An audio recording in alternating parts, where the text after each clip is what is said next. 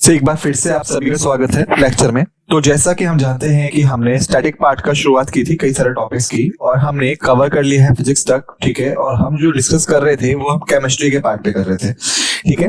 तो इस लेक्चर में भी हम लोग केमिस्ट्री के साथ ही कंटिन्यू करेंगे, लेकिन हम लोग सारे बायोलॉजी के टॉपिक्स को भी कवर करने की कोशिश करेंगे और स्टैटिक पार्ट जो है जनरल साइंस का उसे खत्म करने की कोशिश करेंगे, ठीक है। तो आइए शुरू करते हैं इस लेक्चर। तो पहले हम लोग बात करने वाले हैं ऑर्गेनिक एसिड्स की, ठीक है। लेकिन इससे पहले हमें सीखना होगा एसिड्स के बारे में, ठीक है। जो एसिड होता है बेसिकली वो होता है टेस्ट में खट्टा या सोर आप कह सकते हैं उसे, ठीक है। तो एसिड जो है वो सोर होता है टेस्ट में, ठीक है। और जो है लिटमस पेपर को ब्लू से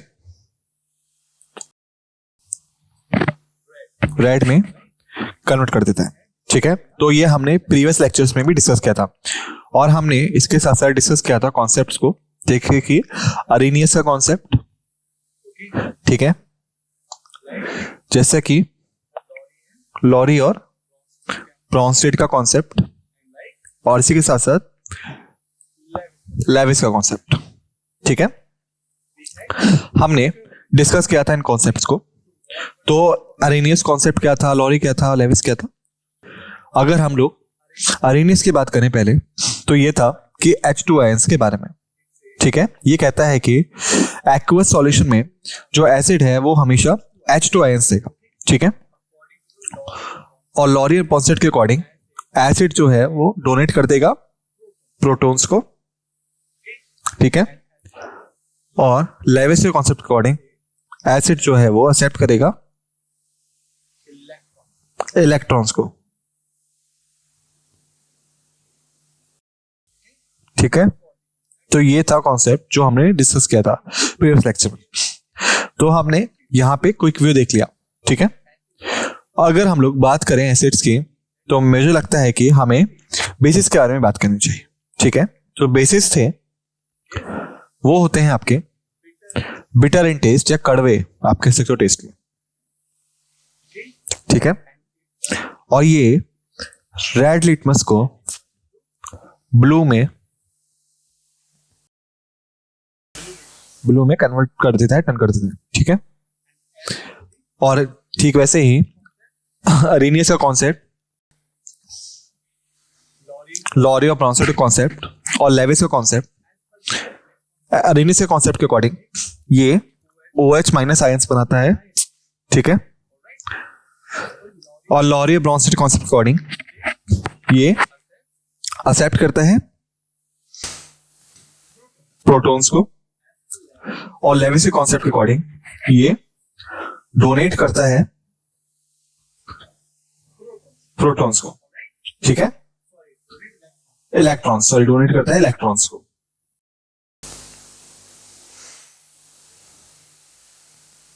ठीक है। तो हमने ये डिस्कस किया था प्रीवियस लेक्चर्स में, ठीक है। तो बेसिकली मुझे लगता है कि अब आपको क्विक व्यू मिल गया होगा प्रीवियस टॉपिक्स का। तो आप कह सकते हैं कि एसिड जो है वो बेसिकली डिवाइड होता है दो फॉर्म्स में, ऑर्गेनिक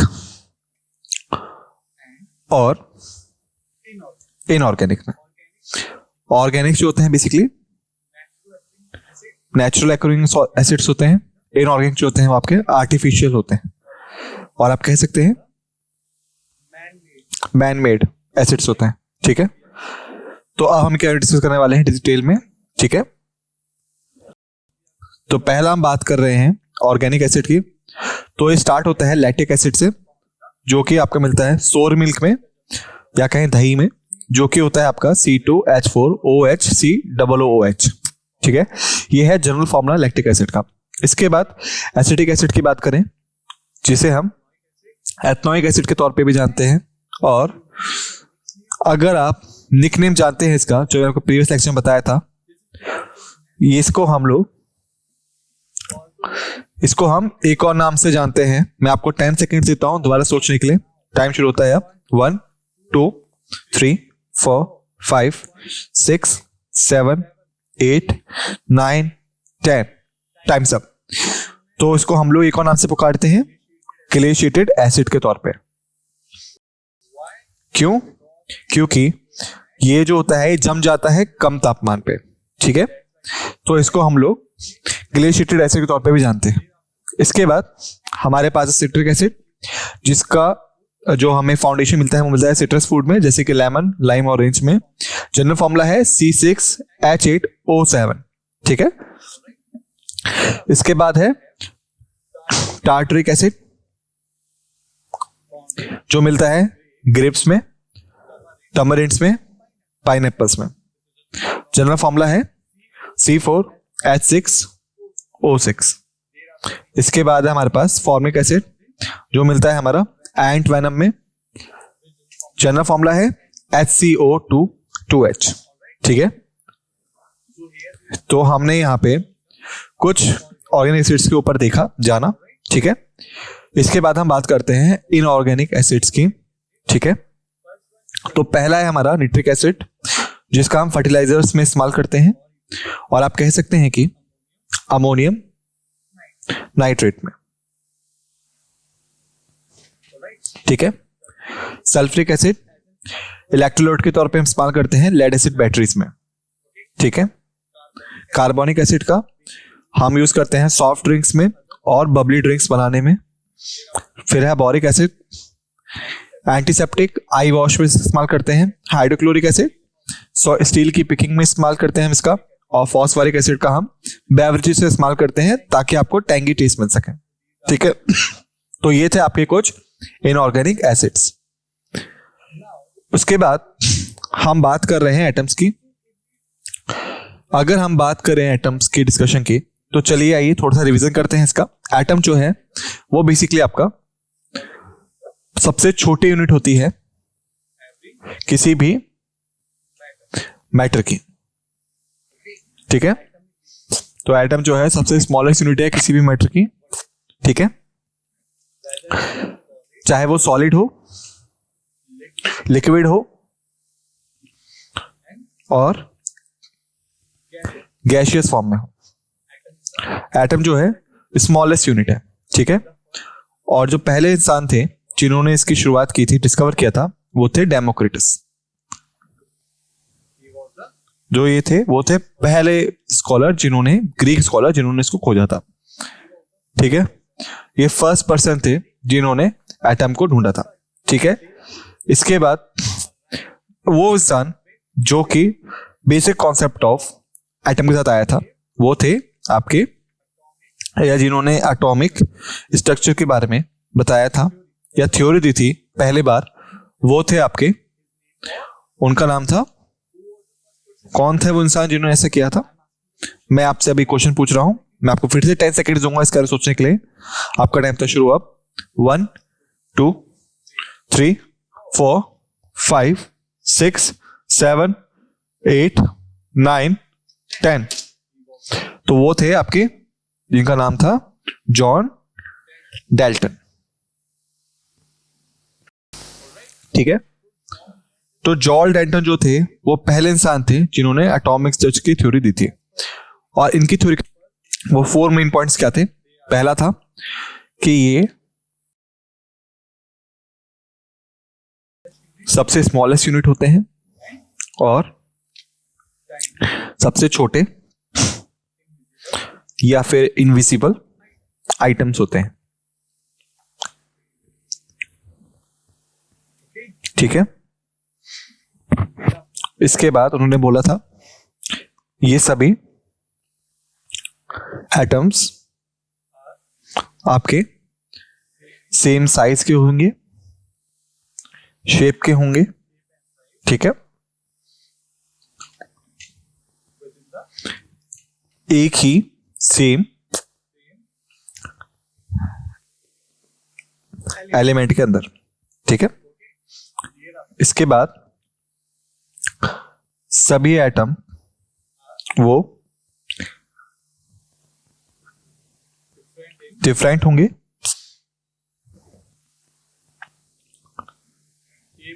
शेप और साइज में, दूसरे एलिमेंट्स में, ठीक है। और फोर्थ पॉइंट है वो क्रिएट नहीं हो सकते, बनाया नहीं जा सकता, और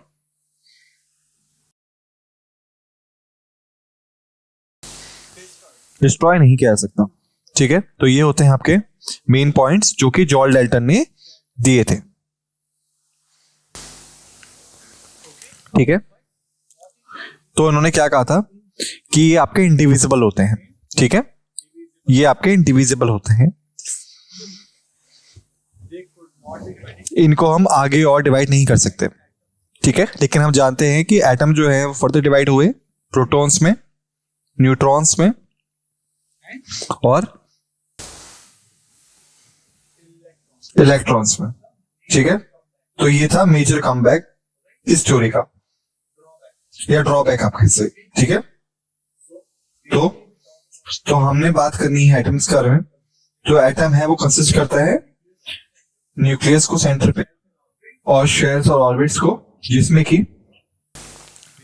कई सारे इलेक्ट्रॉन्स जो हैं वो रिवॉल्व करते हैं।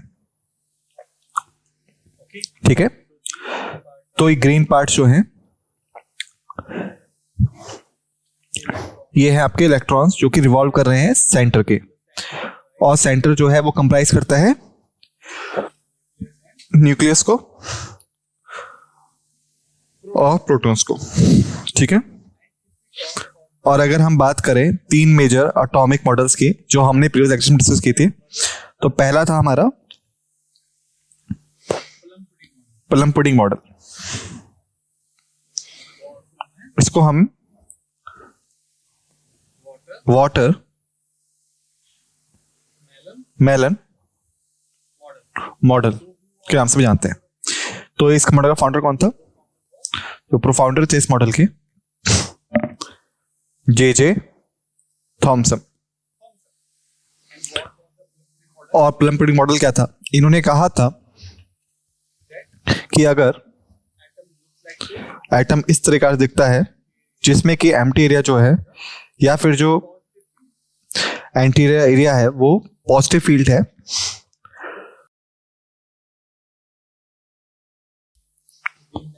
और जो नेगेटिव है इलेक्ट्रॉन्स है वो आपके इस तरह सस्पेंडेड हैं या बिखरे हुए हैं। ठीक है, तो ये था उनका आइडिया जो कि फेल हो गया, क्योंकि वो ये एक्सप्लेन नहीं कर पाए कि इलेक्ट्रॉन्स इसमें ऐसे बिखरे हुए कैसे हैं, सस्पेंडेड कैसे हैं। ठीक है, इसके बाद दूसरे इंसान जो आए उनका नाम था रदरफोर्ड। उन्होंने कहा ये है अगर आपका न्यूक्लियस, यहां पे है इलेक्ट्रॉन्स जो रिवॉल्व कर रहे हैं न्यूक्लियस के अराउंड, लेकिन ये भी फेल हो गए क्योंकि ये एक्सप्लेन नहीं कर पाए कि कैसे जो इलेक्ट्रॉन्स है वो रिवॉल्व कर रहे हैं, और अगर ये रिवॉल्व कर रहे हैं तो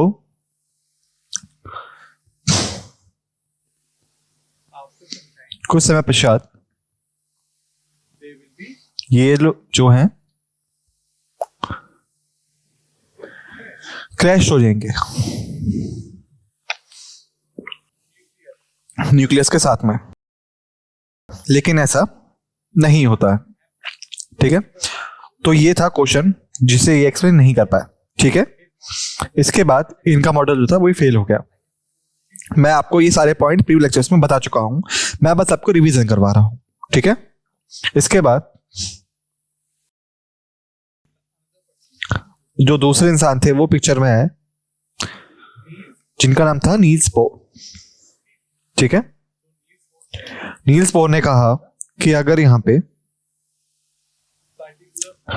पर्टिकुलर ऑर्बिट है जिसमें कि ये इलेक्ट्रॉन जो है रिवॉल्व कर रहे हैं, ठीक है, तो ये न्यूक्लियस से क्लैश नहीं होंगे, और न्यूक्लियस जो है वो कैरी करता है न्यूट्रॉन्स को और प्रोटॉन्स को। ठीक है, तो ये था आपका एटॉमिक मॉडल्स को जो हमने डिस्कस किए थे। ठीक है, तो चलिए अब आगे चलते हैं। तो हमने अब बात की प्रोटॉन्स की, ठीक है, जो कि हैं आपके पॉजिटिव पार्टिकल्स, और इनको डिस्कस किया था हमने रदरफोर्ड ने, ठीक है। तब हमारे पास है इलेक्ट्रॉन्स, जो कि होते हैं आपके नेगेटिव पार्टिकल्स, और इनको डिस्कस किया था जे थॉमसन ने। उसके बाद है न्यूट्रॉन, जो कि होते हैं आपके न्यूट्रल चार्ज के, ठीक है। और यहाँ पे एक चीज एक्स्ट्रा है, अगर हम बात करें प्रोटॉन्स की, तो ये होते हैं आपके बेसिकली गोल्डस्टीन के द्वारा, ठीक है। गोल्डस्टीन ने डिस्कवर किया था, लेकिन इनका नाम दिया था रदरफोर्ड ने, ठीक है। और हम इलेक्ट्रॉन्स की बात करें तो इसको जे थॉमसन ने खोजा था, लेकिन स्टेनली ने इसको नाम दिया था, ठीक है। तो ये मैं आपको प्रीवियस लेक्चर्स में भी बता चुका हूं, ठीक है। चलिए अब आगे चलते हैं। जो पीरियोडिक टेबल के फादर है वो है दिमित्री मेंडलीव, जिन्होंने इसको किया था on basis of increasing atomic mass, ठीक है। और दूसरे इंसान जिन्होंने की मॉडर्न पीरियोडिक टेबल दिया, उनका नाम था हेनरी मोजले, या फिर मोजले भी आप कह सकते हैं, लेकिन अप्रोप्रिएट रहेगा कि आप मोजले हेनरी मोजले हैं, ठीक है। जो कि बेस्ड होता है इंक्रीजिंग एटॉमिक नंबर्स पे, ठीक है। तो आयन जो होता है वो चार्ज पार्टिकल होता है, कैशन जो होता है, कैटियन होता है, वो होता है पॉजिटिव चार्ज आयन, ठीक है। आयन जो है वो कैटियन और एनियन में डिवाइडेड है, ठीक है। कैटियन जो है वो है पॉजिटिव चार्ज एनियन, और एनियन जो है नेगेटिव चार्ज, ठीक है, जैसे कि मैंने आपको बता दिया, ठीक है। उसके बाद है मॉलिक्यूलर मास, ये होता है एटॉमिक मासेस का सम, जितने भी एटम्स है मॉलिक्यूल में उन सबका, ठीक है। एवोगाड्रो कांस्टेंट, ये होता है आपका एक नंबर, आपको इसके बारे में पता होना चाहिए, ठीक है। इसके बाद है laws of conservation of mass, और इसको दिया था किसने? लेवोजायर ने, लेवोजायर, ठीक है। नंबर ऑफ इलेक्ट्रॉन्स जो होता है शेल में, फॉर्मूला किसने दिया था? नील्स बोर ने। वैलेंसी इलेक्ट्रॉन्स के बारे में किसने बताया था? जो होते हैं आउटर मोस्ट इलेक्ट्रॉन्स, ठीक है, या फिर कहें कि आउटर मोस्ट शेल के इलेक्ट्रॉन्स, और ये होने चाहिए आपके 8 इलेक्ट्रॉन्स, ठीक है। किसके लिए? स्टेबल या स्टेबिलिटी के लिए, ठीक है। और इसको भी नील्स बोर ने ही दिया था, ठीक है। और लॉ ऑफ कंजर्वेशन मास जो है, और एक और लॉ था, लॉ ऑफ डेफिनाइट प्रोपोर्शन का, जिसको दिया था जोसेफ प्रॉस्ट ने, ठीक है। एटॉमिक नंबर वो होता है टोटल नंबर ऑफ प्रोटॉन्स का जो कि न्यूक्लियस में होते हैं, ठीक है, जिसे कि 2 से डिनोट किया जाता है, ठीक है। मास नंबर जो है so total number of protons का सम होता है और न्यूट्रॉन्स का सम होता है, जो कि न्यूक्लियस में प्रेजेंट होते हैं, और इन डिनोट किया जाता है ए के द्वारा, ठीक है।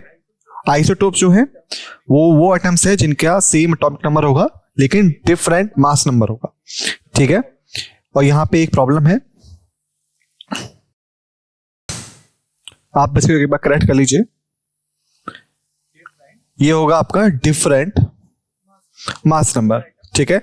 जो एटम्स जिनका सेम एटॉमिक नंबर होगा लेकिन डिफरेंट मास नंबर होगा वो होगा आइसोटोप्स, जिनका डिफरेंट एटॉमिक नंबर है लेकिन सेम मास नंबर है वो होगा आपका आइसोबार, ठीक है। उसके बाद है कॉम्बिनेशन रिएक्शन, जब 2 और ज्यादा सब्सटेंस आपस में रिएक्ट करके सिंगल प्रोडक्ट बनाते हैं वो होता है कॉम्बिनेशन रिएक्शन, और हमने इसका डिस्कस किया था प्रीवियस लेक्चर्स में भी, ठीक है। उसके बाद डिकम्पोजिशन रिएक्शन है, जब एक सिंगल रिएक्टेंट जो है वो टूट जाता है कई सारे सिंपलर प्रोडक्ट्स में, वो होता है डिकम्पोजिशन रिएक्शन। हमने इसको भी डिस्कस किया था प्रीवियस लेक्चर्स में। ऑक्सीडेशन जो होता है सब्सटेंस गेन्स ऑक्सीजन लेता है, रिडक्शन में ऑक्सीजन लूज हो जाती है। ये सभी चीज हम डिस्कस कर चुके हैं प्रीवियस लेक्चर्स में, तो मैं इसके बारे में ज्यादा बात नहीं करूंगा, लेकिन मैं चाहता हूं कि आप इसका एक बार रिवाइज कर लें, ठीक है। उसके बाद है कोल एंड पेट्रोलियम, इनएग्जिस्टेबल नेचुरल सोर्सेज जो कि अनलिमिटेड क्वांटिटी में है, खत्म नहीं हो सकती, ठीक है। सनलाइट और एयर की तरह एग्जॉस्टेबल नेचुरल सोर्सेज वो होती हैं जो कि लिमिटेड क्वांटिटी में है और खत्म हो सकती हैं, ठीक है। अब हम बात करते हैं बायोलॉजी की, ठीक है। तो बायोलॉजी की बात करें अगर हम, तो ये होता है बेसिकली आपका स्टडी ऑफ लाइफ। ठीक है, तो अगेन हम लोग डिस्कस करने वाले हैं जहां पे क्वेश्चंस जो हैं वो सीधे पूछे जाते हैं, डायरेक्टली पूछे जाते हैं। ठीक है, from where the questions are directly asked examination में। तो पहला है स्टैंडर्ड्स ऑफ हेल्थ। ठीक है, तो अगर हम बात करें एवरेज ह्यूमन पल्स रेट की तो होती है 72 पल्सेस पर मिनट। ठीक है, ब्लड प्रेशर की अगर हम बात करें तो होता है सिस्टोलिक और डिस्टोलिक। ठीक है, सिस्टोलिक होता है 120 mmGH और डिस्टोलिक है 120 या कहें बिलो देन 120 mmHg और डिस्टोलिक होगा below than 80 mmHg। PH level की बात करें ह्यूमन ब्लड की, ठीक है, तो वो होता है 7.35 से 7.45 के बीच में। अगर हम लोग पीएच स्केल की बात करें तो पीएच स्केल के बारे में आपको बता चुका था प्रीवियस लेक्चर में भी कि 1 से 14 के बीच में होता है। ठीक है, और इसकी मिडिल वैल्यू होती है 7। तो अगर सब्सटेंस जो है उसकी वैल्यू 7 से ज्यादा है तो वो बेसिक होगा और 7 से कम है तो वो एसिडिक होगा। तो अगर हम लोग इस पिक्चर पे देखें तो हम पाएंगे कि जो वैल्यू है वो 7 से थोड़ी सी ज्यादा है, तो आप कह सकते हैं कि ये बेसिक है। तो आप कह सकते हैं कि ह्यूमन ब्लड जो होता है वो होता है बेसिक नेचर में। आई साइट की हम बात करें तो वो होता है 6/6। ठीक है, तो अगर आप कई गवर्नमेंट एग्जाम्स की बात कर रहे हैं, डिफेंस फोर्स की प्रिपरेशन कर रहे हैं, तो आपको 6/6 के बारे में पता होना चाहिए। ठीक है, क्योंकि मेडिकल चेकअप में आपकी जो आई साइट है वो 6/6 होनी चाहिए। ठीक है, उसके बाद हमारे पास है हीमोग्लोबिन लेवल। नॉर्मल की हम बात करें या हीमोग्लोबिन की बात करें हम, तो ये ऑक्सीजन कैरियर होता है बेसिकली। ठीक है, आपने इसके बारे में जरूर सुना होगा कि अगर ये आपका हार्ट है, ठीक है, और जो ब्लड है वो आ रहा है और जा रहा है, ठीक है, और आया और यहां से गया। ठीक है, तो जो ब्लड है जो कि हार्ट में आ रहा होता है वो होता है डीऑक्सीनेटेड ब्लड। डीऑक्सीनेटेड ब्लड, और जो ब्लड है वो हार्ट से बाहर आता है वो होता है ऑक्सीजनेटेड ब्लड। ठीक है, तो ऑक्सीजन जो है वो कैसे कैरी होती है इस ब्लड के द्वारा? हीमोग्लोबिन की वजह से। ठीक है, ये ऑक्सीजन कैरी करता है ब्लड में। ठीक है, तो मेल के लिए ये होना चाहिए 13.8 से 7.2 ग्राम डेसीलीटर। ठीक है, वहीं फीमेल के लिए होता है 12 से 15 ग्राम डेसीलीटर। ठीक है, अगर हम बीएमआई की बात करें, बॉडी मास इंडेक्स की, तो ये होना चाहिए 20 से 25। 25 है, बिलो 20 तो अंडरवेट होगा, 20 से 25 है, अबव 25 तो होगा ओवरवेट। ठीक है, तो ये था आपका बॉडी मास इंडेक्स के बारे में। तो उसके बाद है एवरेज ह्यूमन बॉडी टेम्परेचर, तो ये होता है आपका 37 डिग्री सेल्सियस। ठीक है, ये होता है एवरेज ह्यूमन बॉडी टेम्परेचर। तो ये था आपका कुछ पिक्चर्स हेल्थ डिस्कस की। उसके बाद आगे जाएंगे तो आएगा रेयर डिसऑर्डर। ठीक है, तो ये होता है बेसिकली आपका डिसीजेस या बीमारियां। ठीक है, तो पहला जो है वो है पार्किंसन डिसीज। ये होता है degenerative disorder central nervous system का, जो कि आपके कॉग्निटिव प्रोसेस को रोक देता है। ठीक है, तो आप कह सकते हैं कि पार्किंसन जो है बेसिकली वो दिमाग से रिलेटेड डिसीज है, ब्रेन से रिलेटेड डिसीज है। ठीक है, ब्रेन रिलेटेड डिसीज है जिसमें कि जो पर्सन है वो उसका जो माइंड है वो रुक जाता है, या फिर कह सकते हो कि वो उसका जो कॉग्निटिव प्रोसेस है वो इंपेयर हो जाता है। वो इंफॉर्मेशन को प्रोसेस नहीं कर सकता, सुन नहीं सकता ढंग से, एक्ट नहीं कर सकता और वो एबनॉर्मल बिहेव करता है। ठीक है, उसके बाद है अल्जाइमर डिसीज। ये होता है डिमेंटिया के एक फॉर्म और इसमें होता है मेमोरी लॉस। ठीक है, उसके बाद है डाउन सिंड्रोम। ठीक है, ये कंडीशन होती है जहां पे कि एक्स्ट्रा जेनेटिक मटेरियल जो है वो डिले कर देता है चाइल्ड की ग्रोथ डेवलपमेंट में। ठीक है, मैं एग्जैक्ट नेम नहीं बता सकता इस चीज का। अमिताभ बच्चन की एक मूवी थी, ठीक है, जिसमें कि उन्होंने इस डिसीज को दिखाया है, ठीक है। उसके बाद है प्रोगेरिया। एक कंडीशन होती है जहां पे जो उम्र है वो बहुत ही कम उम्र में आपको दिखने लग जाएगी, ठीक है। तो आप कह सकते हैं कि पा मूवी अगर हम बात करें अमिताभ बच्चन की, तो उसमें क्या था, उसमें इसके बारे में दिखाया गया था कि बहुत ही यंग एज का बंदा भी बहुत ही बूढ़ा दिखने लग जाएगा अगर उसे प्रोगेरिया होगा। उसके बाद है डायलेक्सिया, जो कि रीडिंग डिसऑर्डर होता है जिसमें जो इंसान है वो चीजें नहीं पढ़ पाता, ठीक है। जैसे कि तारे जमीन की अगर हम बात करें, एक मूवी थी जो आपने देखी होगी, तो आपको याद होगा कि उस मूवी में जो बच्चा था जिनका नाम था ईशान, ठीक है, सैंडल कैरेक्टर जो थे ईशान अवस्थी उस मूवी के, तो वो चीजों को पढ़ नहीं पाते थे, वर्ड्स को समझ नहीं पाते थे, ठीक है। तो वो जो थे वो डायलेक्सिया के शिकार थे, ठीक है। उसके बाद हम बात करते हैं उन बीमारियों की जो कि एनिमल से ट्रांसमिट होती हैं। डॉग्स जो है वो रेबीज करते हैं, मॉस्किटो एनोफेलियस जीनस वो है मलेरिया देता है, मॉस्किटो एडस इजिप्टी डेंगू देता है, पोल्ट्री वो है बर्ड फ्लू करता है, ठीक है। तो ये कुछ मेन डिसीजेस थी जो कि एनिमल ट्रांसमिट करते हैं। इसके बाद जो दूसरी डिसीजेस हैं वो है टेस्टिफ्लाई, जो कि आपको देती है स्लीपिंग सिकनेस। रोडेंट्स या रैट्स या चूहे की बात करें तो वो देता है आपको लैप्टोस्पिरोसिस, ठीक है। जो आपके पिग्स हैं वो आपको देते हैं स्वाइन फ्लू, ठीक है। उसके बाद हम बात करें पॉइजनिंग डिसीज की, तो एस्बेस्टोसिस जो है उसे हम कहते हैं व्हाइट लंग डिसीज। सिलिकोडस्ट जो है उसे हम कहते हैं सिलिकोसिस। आयरन डस्ट को हम कहते हैं सीडियोरोसिस, ठीक है। उसके बाद लेड से जो डिसीज होती है उसे हम कहते हैं प्लम्बिसम। मरकरी से होती है माइनमिटा, ठीक है। कैडियम से होता है इथाई, ठीक है। उसके बाद डिसीज जो अफेक्ट करती हैं बॉडी पार्ट्स को, ग्लूकोमा जो है वो आइज को अफेक्ट करता है, स्कर्वी गम्स को अफेक्ट करता है, रिकट्स बोन्स को अफेक्ट करता है, मलेरिया स्प्लीन को अफेक्ट करता है, ठीक है। स्प्लीन, ठीक है, स्प्लीन को अफेक्ट करता है, इसको याद रखिएगा, स्प्लीन। तो मलेरिया जो है स्प्लीन को अफेक्ट करता है, ठीक है। और जो मलेरिया है वो एनोफेलिस जीनस के द्वारा फैलाया जाता है, ठीक है। और जो मॉस्किटो जो डेंगू करता है वो होता है आपका फीमेल मॉस्किटो, ठीक है, एडिस इजिप्टी। ऑलराइट, अब हम आगे चलेंगे तो आएगा टाइफाइड, जो है इंस्टाइन को कह सकते हैं डैमेज करता है, जिनविटिस गम्स को, जॉन्डिस लीवर को, और आर्थराइटिस जॉइंट्स को अफेक्ट करता है, ठीक है। Leprosy skin and peripheral nerves को डिस्टर्ब कर देगा।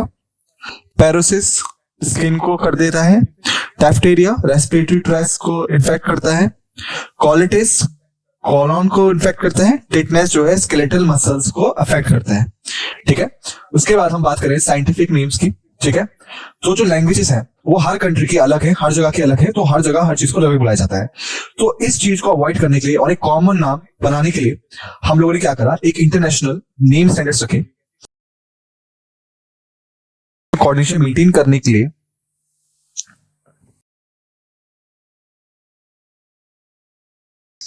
हमने क्या किया, हमने साइंटिफिक नेम्स बनाए, ठीक है, कई सारे स्पीशीज के लिए। तो इनका जो नाम था वो था, ताकि हर कंट्री में सेम रहे, तो वो थे आपके ह्यूमंस का नाम जो रखा गया, ठीक है। आप चाहे कंट्री ए में जाओ बी में जाओ, आप एक ही नाम से उन्हें पुकारोगे, ठीक है। तो रिसर्च एंड डेवलपमेंट है वो आसाम से हो सकती है कहीं पे भी, ठीक है। तो ह्यूमंस की बात करें तो वो थे होमो सेपियंस, ठीक है। एनिमल्स जो हैं वो हो गए एनिमिलिया। प्लांट जो है वो हो गए प्लांटे। बैनियन हो गया आपका फिस्कस बेंगलिनिस। टोबैको हो गया आपका निकोटीनिया टोबैकम। तुलसी हो गया आपका ओसिमम सेनेक्टम, ठीक है। तुलसी का जो नाम है वो है ओकिमम सेनेक्टम, ठीक है।